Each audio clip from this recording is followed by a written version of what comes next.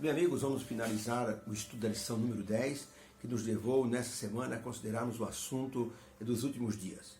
E o nosso envolvimento justamente com os acontecimentos da segunda vinda de Cristo. Tudo que Jesus falou, ele tinha um foco, para que os discípulos ficassem sabendo não só da destruição do templo, mas também do evento maior que seria o da segunda vinda.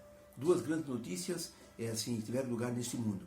Uma delas foi o nascimento de Jesus. E a segunda grande notícia, Jesus virá outra vez. Por isso, Jesus Cristo fez questão de dizer para os discípulos que tudo que iria acontecer estava ligado às profecias do profeta Daniel e também do Apocalipse. Por isso, eles não deveriam ficar surpresos, mas deveriam se preparar para todos os acontecimentos. Então, Jesus, ele mostrou isso antes de subir ao céu. Os discípulos receberam a visita de dois anjos, que disseram para eles: esse Jesus que vocês viram subir ao céu vai voltar com grande poder e grande glória. Por isso, Jesus Cristo ficou tranquilo com respeito à questão dos eventos da sua segunda vinda. Antes dele falar dos acontecimentos da queda de Jerusalém, da destruição do templo e também da sua segunda vinda, Jesus ele foi até o templo e no lugar chamado Pátio das Mulheres era chamado gasofilácio. Era uma espécie de uma urna onde as pessoas colocavam as suas ofertas para ajudar o templo. E Jesus ficou olhando aquelas pessoas. Como Jesus conhecia os corações das pessoas, ele via aqueles que colocavam as suas ofertas, alguns até com ostentação, para que todo mundo visse o que ele estava dando. E ele viu uma mulher muito pobrezinha, chegando de forma furtiva, olhando para todos os lados e colocando 2 pequenas moedas ali no recipiente da oferta. Jesus disse: essa mulher deu mais do que todo mundo. E os discípulos ficaram impressionados. A quantidade dela foi mínima em relação à dos outros. Jesus disse: porque ela deu tudo. Isso é importante. Ela deu tudo quanto possuía, até mesmo aquilo que representava o seu sustento. Antes de Jesus falar para os discípulos sobre isso, ele enalteceu a ação desta mulher. Ela acreditava na providência divina. Todas as vezes que confiarmos no poder de Deus, para que ele possa nos sustentar, nós teremos muitas razões para estarmos ofertando ao Senhor.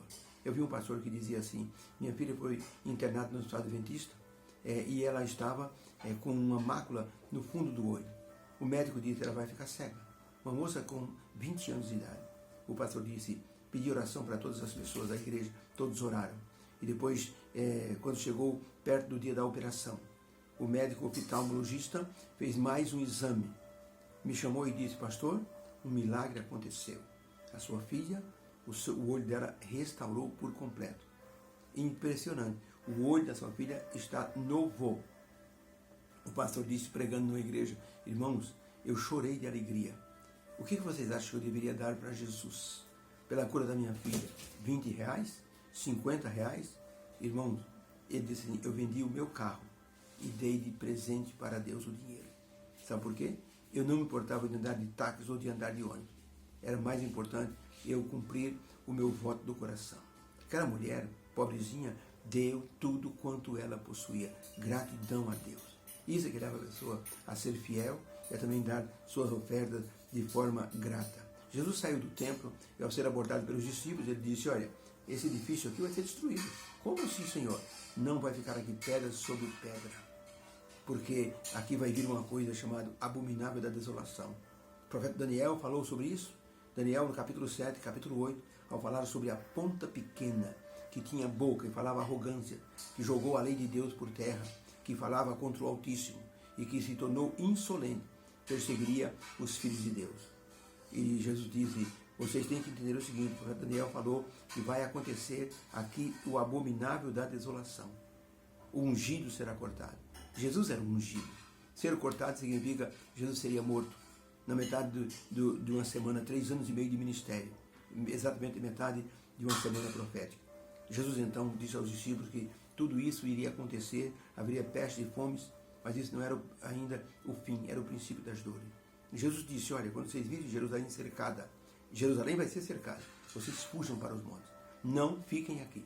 Assim que o general Pompeu cercou Jerusalém, era o inverno, não dava para trazer alimento para os soldados, houve um chamado em Roma, o general então voltou com seus soldados para Roma. Foi o sinal. Os discípulos saíram e fugiram de Jerusalém. Os que ficaram pagaram um preço muito alto, porque depois o próximo general cercou Jerusalém, a ponto de que as pessoas morreram, muitos morreram de fome.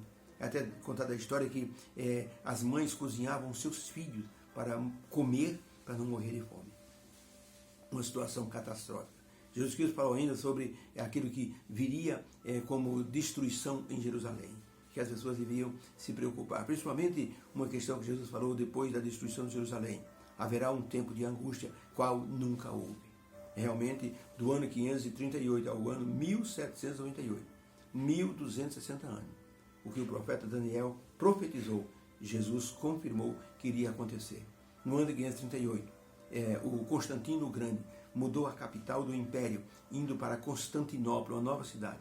Deixou o bispo de Roma encarregado de cuidar dos negócios de Roma. E ele cresceu muito o poder dele, a ponto de mandar na Europa toda.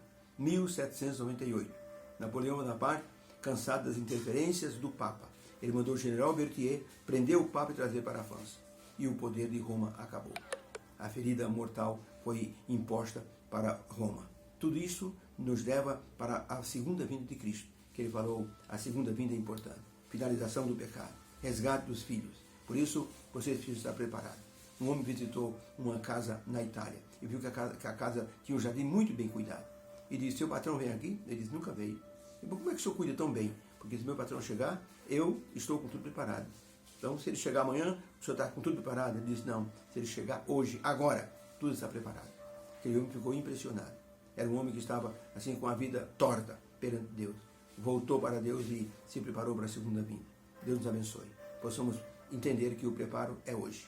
Deus nos dê essa bênção, essa conscientização de que o preparo para a segunda vinda é muito importante. Tenha um feliz sábado na presença do Senhor. Fique com Deus.